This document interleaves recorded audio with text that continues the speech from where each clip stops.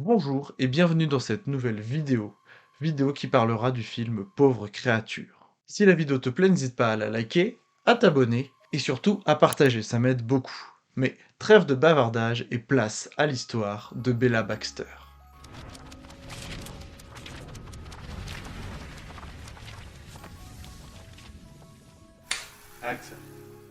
Pauvre créature est un film de Yorgos Lanthimos, sorti en France le 17 janvier dernier. C'est une adaptation du roman éponyme d'Alasdair Gray. Ce film est nommé dans plusieurs catégories aux Oscars, ce qui a piqué ma curiosité, mais nous y reviendrons plus tard. Au casting, on retrouve Emma Stone, Mark Ruffalo, Rami Youssef ou encore Willem Dafoe, pour ne citer que. Le budget pour ce film est de seulement, et quand je dis seulement, c'est entre grosses guillemets, 35 millions de dollars, ce qui n'est vraiment pas élevé quand on voit le résultat. S'agissant du scénario, maintenant, on découvre Bella Baxter, jouée par Emma Stone, qui est une fille étrange. En effet, elle semble posséder l'âge mental d'un enfant, mais dans le corps d'une femme. On la suit alors tout au long de ses péripéties, et surtout de ses découvertes, du monde qui l'entoure, mais aussi du genre humain et de ses ignominies. Enfant couvé ou femme désespérée, on suit ici l'histoire d'une âme pure qui va se faire façonner à grands coups de marteau par notre dure réalité. Entre découverte, sexe, science et profonde critique de notre société, Bella Baxter saura vous faire voyager et surtout vous faire vous demander si oui ou non vous êtes une pauvre créature. Commençons donc par les points positifs. So Bella's so much to discover? Premier point positif, on a l'esthétique. En effet, on a une image qui sert son intrigue, et par ce biais, le film va proposer une identité visuelle inédite. On parle là de plans tournés avec un objectif de type fisheye, ou bien d'un objectif tilt-shift, qui nous permet de voir le monde comme si on voyait une maquette. On a alors une diversité énorme de façons de filmer, et ça apporte beaucoup au film. On a alors une métaphore et surtout une visualisation de la quête initiatique de Bella. En effet, on a des plans plutôt serrés et plutôt recroquevillés quand elle est encore enfant dans sa tête, et on a des plans plus aériens, plus épiques, qui montrent un magnifique panorama quand elle s'émancipe et quand elle découvre le monde et devient adulte dans sa tête. De plus, la couleur a énormément d'importance et nous permet d'analyser un petit peu ce qui se passe. Quand les moments sont en noir et blanc, on voit une Bella qui se fait un petit peu manipuler en fait, qui se fait enfermer dans un petit monde tout construit et qui ne fait pas ses propres choix.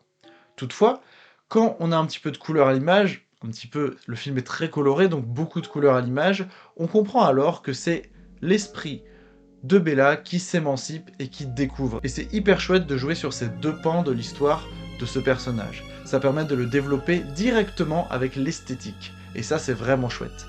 Deuxième point positif, on a la musique. En effet, tout comme l'image, l'ambiance sonore et musicale sert l'intrigue directement. On a alors au début du film, quand Bella est un petit peu enfermée, comme je l'ai dit, une musique dissonante, avec des instruments qui ne jouent pas ensemble, c'est pas très agréable. Mais, au fur et à mesure du film, quand on a le personnage qui s'émancipe de plus en plus, les musiques sont très épiques, très belles, ça montre du voyage, ça fait transpirer des moments de vie, de découverte, et ça c'est vraiment chouette, parce que du coup, rien qu'avec l'image et le son, on a déjà une métaphore de ce qui se passe à l'intérieur de la tête de Bella. Et quand on connaît l'intrigue, nous y reviendrons, et ben on sait que c'est pas toujours simple de comprendre ce qui se passe dans sa tête. Mais voilà, l'image, le son, une esthétique vraiment magnifique pour ce film. Troisième point positif, on a la performance des acteurs. Alors avant de parler d'Emma Stone, parlons des autres. On a des personnages qui représentent des sentiments humains en fait, des traits de caractère. On a le personnage de Mark Ruffalo qui est couard, qui est peureux, qui vraiment se complaint dans la richesse, dans la luxure, il en veut toujours plus. D'un autre côté, on a le personnage de Willem Dafoe, qui veut faire avancer la science, qui est la représentation de la froideur scientifique et de l'avancée technologique, qui tente toujours plus. Et ça, c'est vraiment chouette. Arrivons maintenant au mari de Bella Baxter, joué ici par Rami Youssef. On a un personnage naïf, la naïveté humaine, le fait de tomber amoureux en fait, et de ne pas voir tout ce qui se passe autour. Et pour finir, le personnage de Bella, Emma Stone, quelle performance! On a un personnage quand même, on entre dans l'intrigue un petit peu et le spoil de l'intrigue, qui a le cerveau d'un bébé dans le corps d'une femme, ce qui explique ce manque de maturité. Et vraiment, elle le joue à la perfection, la difficulté de marcher au début, les expressions du visage, les yeux qui découvrent et qui pétillent. Franchement, grosse performance d'Emma Stone et gros point positif à ce niveau-là. Dernier point positif, j'ai commencé à l'évoquer un petit peu avec l'intrigue, on a le concept. Franchement, qui aurait pensé à faire un film où un savant fou découvre le cadavre d'une femme enceinte et découvre de prendre le cerveau du bébé et de lui mettre dans le crâne plutôt que d'essayer de la réanimer, car il le dit lui-même, elle n'était pas morte. C'est quand même terrifiant, mais à la fois, ça ouvre des possibilités folles, surtout que la construction du film est un concept à lui seul. Il est séparé par des titres, on a une ambiance un peu pesante parfois, on a une ambiance plutôt colorée, on a des costumes qui sont chouettes. Tout le film, en fait, est un concept. Si vraiment je devais parler du film en un seul mot, je dirais que c'est une expérience, en fait, à vivre en salle. Donc on peut dire de ce film que le visuel comme l'écriture est très réussi.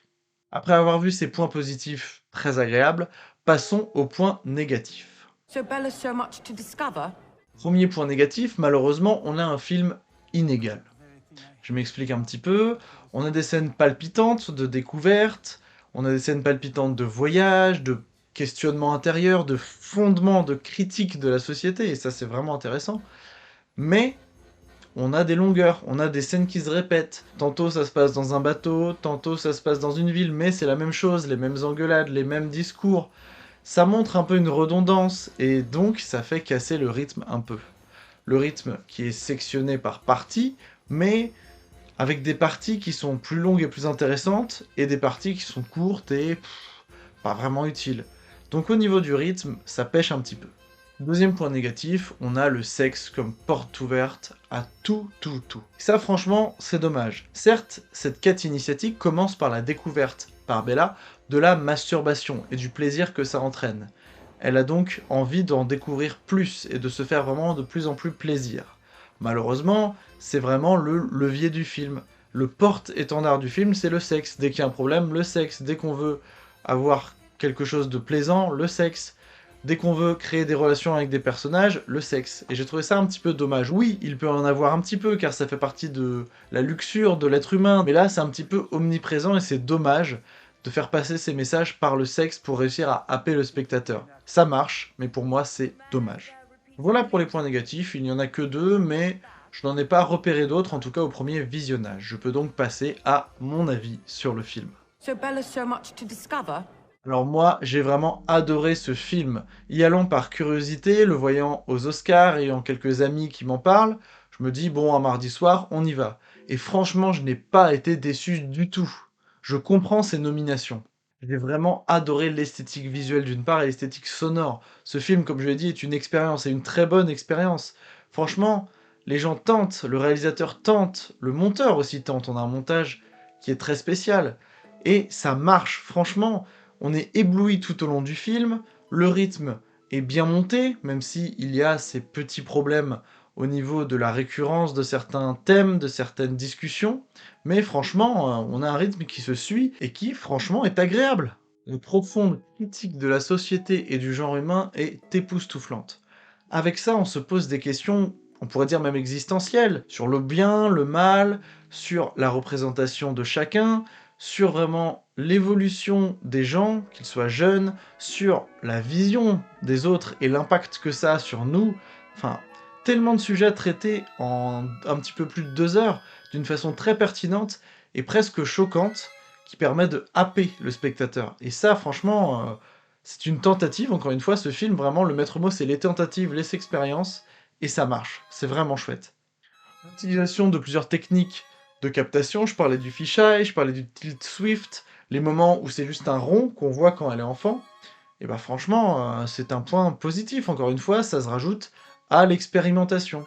Et franchement, au niveau de l'intrigue, mais il a osé. Et ça paye, vraiment, il a osé. Enfin, un scénario comme ça, on se dit le mec est fou, et pourtant ça marche. C'est bien orchestré, et avec des acteurs qui jouent magnifiquement bien. Emma Stone m'a bouleversé. Les autres personnages, Willem Dafoe, même si un peu en arrière-plan, est vraiment chouette, il est touchant dans sa froideur, et ça c'est vraiment cool. Le mari naïf, mais on s'y attache, on a envie que ça finisse bien pour lui, parce que lui, sa ligne directrice, c'est il fait le bien, il est cool.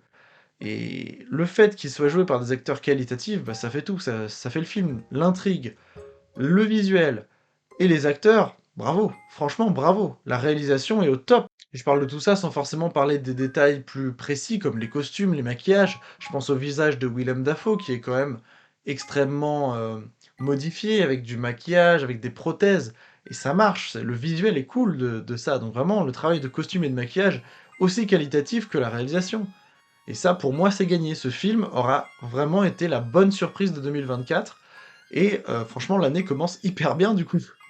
On a du burlesque sur fond de sérieux et de sujets graves, mais aussi du grave avec une forme hilarante, avec une forme, on se dit c'est pas possible que ça existe, et pourtant c'est notre monde, et ça c'est vraiment réussi. Et donc pour ce film, je donnerai la note de 9 sur 10, et c'est amplement mérité.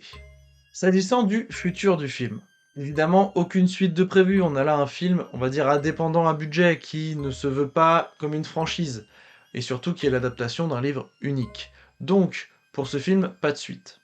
Par contre, s'agissant de son environnement dans le futur, et bah déjà il rafle plusieurs récompenses, et surtout il est dans 11 catégories aux Oscars, 11 nominations, c'est quand même pas rien. Surtout pour un film dont la communication n'était pas non plus extrêmement élargie, ce qui a permis un budget assez moindre. On le retrouve donc dans 11 catégories, le meilleur film, la meilleure actrice, le meilleur acteur dans un rôle secondaire, la meilleure réalisation, la meilleure musique, la meilleure photographie, la meilleure adaptation, meilleur costume, meilleur décor, meilleur maquillage et meilleur montage. Ce qui nous fait 11 catégories et pas des moindres quand même. Donc le film est bien présent. Et nous suivrons ça aux Oscars pour voir s'il gagne. Mais pour moi, il mérite largement. Ce film est donc à suivre avec intérêt et donc, pour Pauvres créatures, affaire à suivre. Voilà, c'est déjà la fin de cette vidéo sur Pauvres créatures. Si elle vous a plu, n'hésitez pas à le dire en commentaire, et n'hésitez pas à me parler du film en commentaire. On partage, on commente, on abonne, c'est le maître mot. Merci à tous, c'était Greg pour Popcorn Studios. Coupé!